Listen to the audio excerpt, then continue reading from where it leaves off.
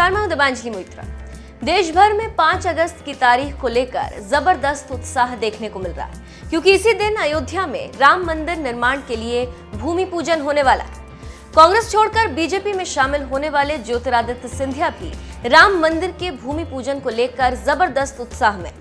उन्होंने इस खास पल पर कहा कि लंबे संघर्ष के बाद श्रद्धालुओं की अपेक्षा मूर्त रूप लेने जा रही। करीब 500 साल तक चले मंदिर आंदोलन और सुप्रीम कोर्ट के ऐतिहासिक निर्णय के बाद अयोध्या में जल्द ही भव्य राम मंदिर बनाने की तैयारी शुरू होगी, जिसके लिए 5 अगस्त को भूमि पूजन समारोह होने वाला है। इस मौके पर ज्योतिरादित्य सिंधिया ने ट्वीट कर कहा, करोड़ों देशवासियों की आस्था के प्रतीक श्री राम मंदिर के भव्य निर्माण का शिलान्यास 5 अगस्त को हमारे देश के यशस्वी प्रधानमंत्री नरेंद्र मोदी जी कर रहे हैं।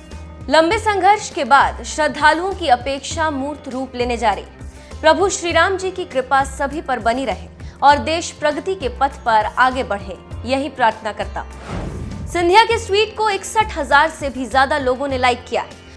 वहीं इस मुद्दे पर पत्रकार रोहित सरदाना ने ट्वीट कर कहा, क्योंकि पंडित जवाहरलाल नेहरू सोमनाथ मंदिर के उद्घाटन कार्यक्रम में नहीं गए थे, इसलिए नरेंद्र मोदी भी अयोध्या में राम मंदिर के भूमि पूजन में न जाएं।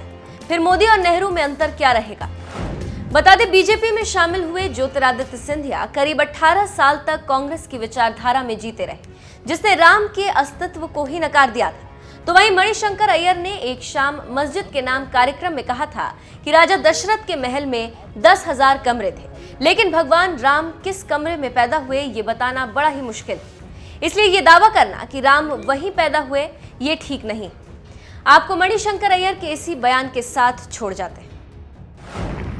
और हम कहते हैं कि मंदिर आप जरूर बनाइए अयोध्या में यदि आप चाहते हो, लेकिन आप कैसे कह सकते हैं कि मंदिर वहीं बनाएंगे?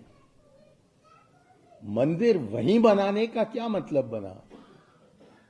दशरथ एक बहुत बड़े महाराजा थे।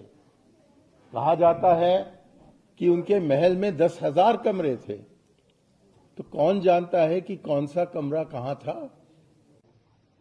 इसलिए ये कहना कि क्योंकि हम सोचते हैं कि हमारे भगवान राम यहीं पैदा हुए थे और इसीलिए वहीं बनाना है, और क्योंकि एक मस्जिद है वहां उसको हम पहले तोड़ेंगे और उसके जगह हम बनाएंगे, हम ये कहें कि क्या अल्लाह में भरोसा रखना कोई गलत चीज है हिंदुस्तानी के लिए?